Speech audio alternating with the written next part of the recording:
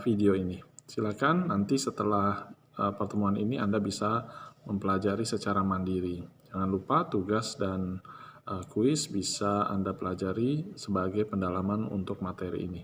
Ya. Nah, apa saja yang menjadi permasalahan logistik nasional? Isu pertama adalah komoditi atau komoditas, di mana belum adanya fokus kepada komoditas pokok dan strategis. Tentunya komoditas pokok ini yang menjadi tulang punggung ekonomi nasional dan ekonomi masyarakat. Kedua adalah isu mengenai infrastruktur, di mana belum memadainya dukungan infrastruktur baik kuantitas maupun kualitas. Infrastruktur logistik nasional seperti diantaranya pelabuhan, bandara, stasiun, pergudangan belum dikelola secara terintegrasi, secara efektif dan efisien. Nah, ambil contoh misalnya apa? Butuh waktu untuk mengirimkan barang dari port satu ke port yang lain. Masalahnya juga administratif. Bahkan belum juga reachable untuk daerah-daerah tertentu. Ya. Isu atau permasalahan yang ketiga adalah pelaku dan penyedia dari jasa logistik. Apa isunya? Di antaranya kemampuan daya saing dari pelakunya, penyedia jasa logistik, misalnya forwarder dan transportasinya, ya, pada tatanan nasional maupun isu tatanan global. Juga adanya lemahnya jaringan nasional dan internasional di Indonesia. Dan layanan jasa logistik masih didominasi perusahaan-perusahaan multinasional. Padahal area Indonesia itu demografinya cukup sampai terpelosok-pelosok yang harusnya bisa dijangkau oleh sistem logistik lokal atau domestik. Permasalahan atau tantangan berikutnya adalah masalah sumber daya manusia. Dalam hal ini kompetensi sumber daya manusia dan manajemen harus ditingkatkan. Juga masih kurangnya atau minimnya lembaga pendidikan dan pelatihan di bidang-bidang logistik. Sekarang memang sudah ada tumbuh mengenai ekspor dan impor.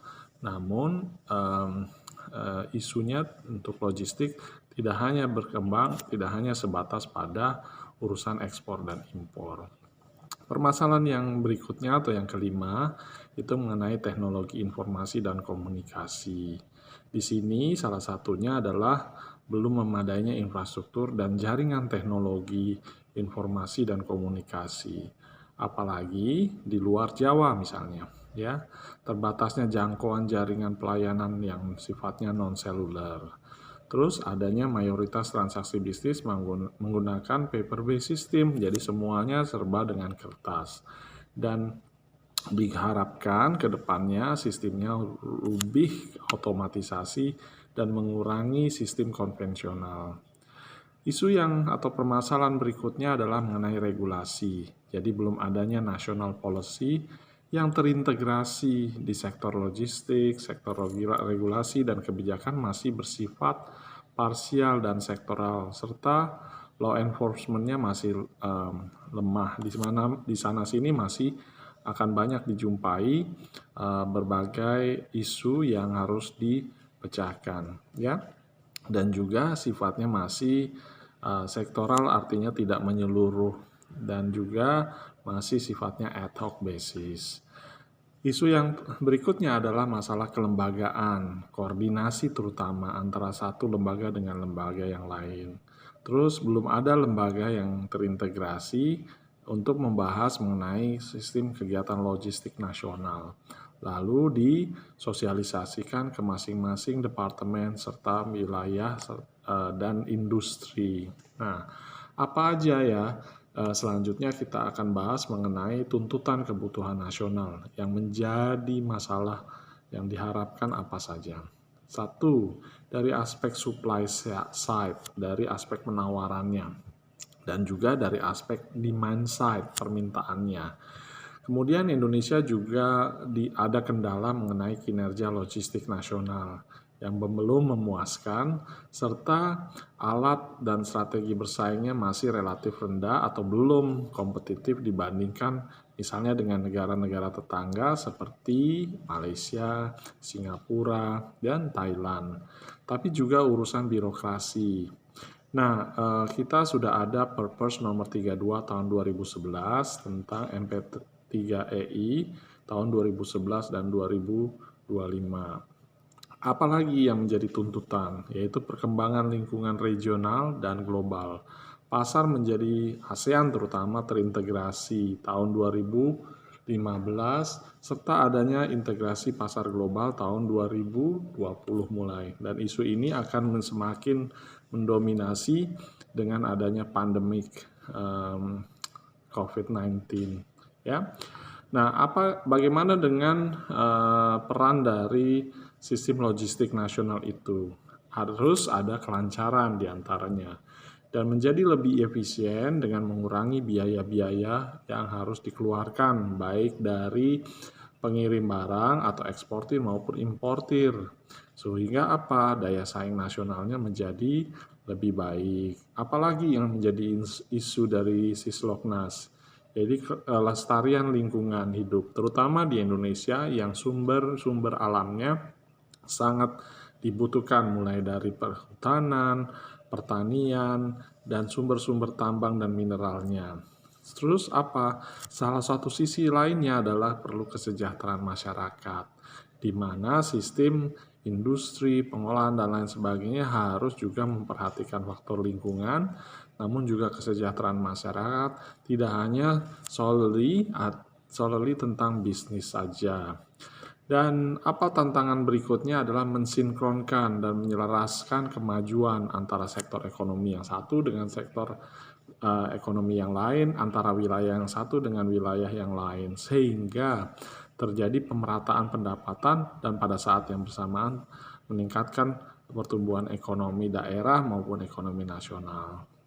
Apalagi yang menjadi tantangan yaitu konektivitas antara persatuan dan kesatuan regional, sistem sektoral, dan lain sebagainya. Nah, tujuan dari itu semua perlu adanya panduan dan pedoman dalam pengembangan sistem logistik nasional tadi bagi para pihak yang terkait.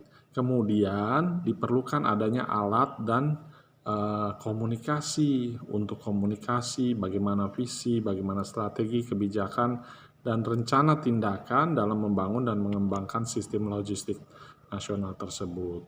Kalau Anda perhatikan pada slide nomor 7, Anda akan melihat bahwa indikator biaya logistik di Indonesia dibandingkan dengan negara-negara maju seperti Amerika Serikat, Jepang, dan Korea Selatan, di mana perdagangannya cukup signifikan, maka persentase biaya logistik dibandingkan dengan produk domestik brutonya Indonesia masih relatif tinggi. Dan persentase dari penjualan, biaya logistik dari persentase penjualan juga masih lebih tinggi dibandingkan ketiga negara tersebut. Oleh karena itu, ongkos transportasi, ongkos penanganan persediaan, ongkos administratif tersebut perlu untuk diefisiensikan. Apa sebabnya? Karena itu akan mempengaruhi harga komoditas dalam proses logistik tersebut. Nah, juga kalau kita lihat peta mapping jaringan transportasi laut di Indonesia pada halaman PPT nomor 8, Anda akan melihat bahwa masih banyak yang perlu dikembangkan dari jaringan transportasi laut Indonesia sebagai negara arsipelago atau kepulauan terbesar di dunia, baik di setiap kabupaten ya atau kota maupun pelabuhan pada pengumpul pada setiap provinsi dan daerah-daerah selanjutnya, sehingga bisa terhubung dengan hub-hub perdagangan internasional. Nah, kita akan masuk kepada topik selanjutnya mengenai profil sistem logistik nasional yang diharapkan. Kita akan bahas visi dan misi serta tujuannya. Visinya yaitu dalam jangka tahun 2025 ya. Ini udah masuk jangka menengah 5 tahun ke depan. Itu kita berharap agar sistem logistik lokalnya itu bisa terintegrasi. Namun dengan bersamaan pula harus globally terhubung dengan dunia global. Agar apa? Supaya tingkat kompetisi nasional kita sebagai suatu basis perdagangan internasional maupun nasional itu bisa meningkat, yang pada akhirnya akan meningkatkan pertumbuhan ekonomi serta kesejahteraan sosial. Nah, kita kemudian akan bahas drivernya apa sih untuk melakukan visi dan misi serta tujuan tersebut.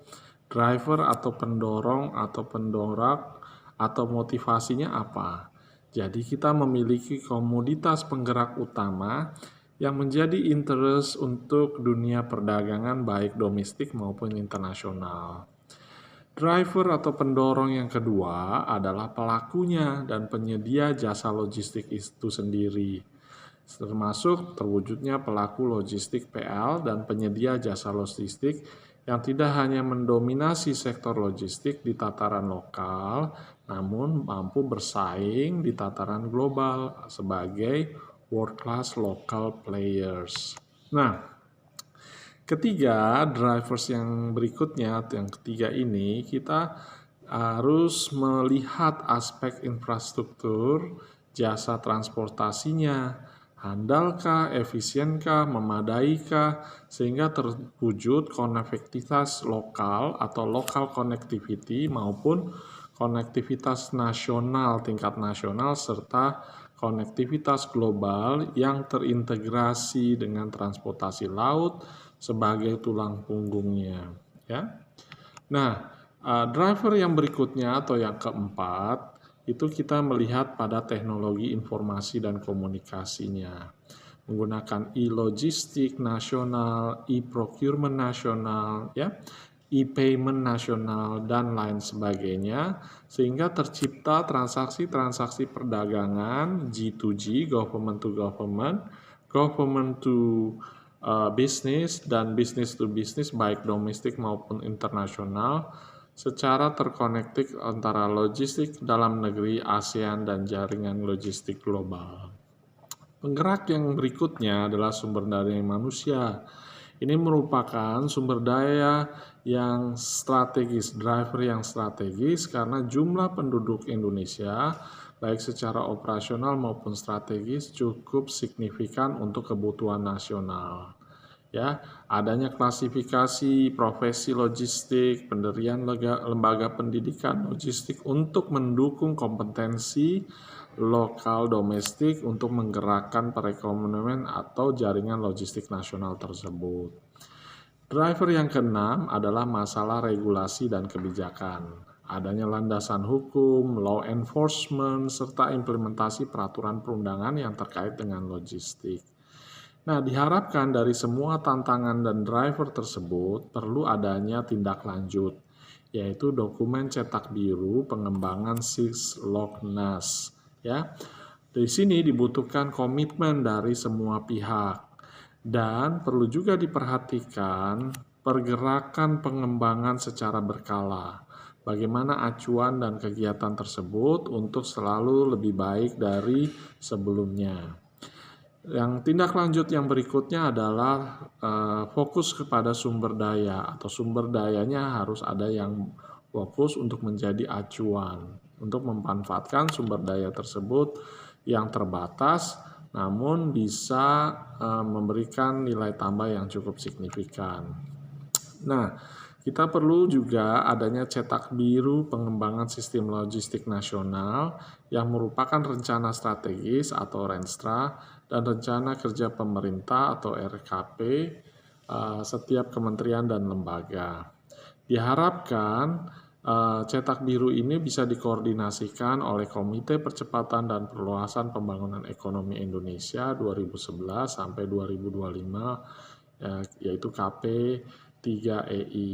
Di sini KP3EI ini bekerja dibantu oleh tim kerja yang susunan keanggotaannya dan tugasnya ditetapkan oleh Menteri Koordinator Bidang Perekonomian selaku Ketua Harian KP3EI.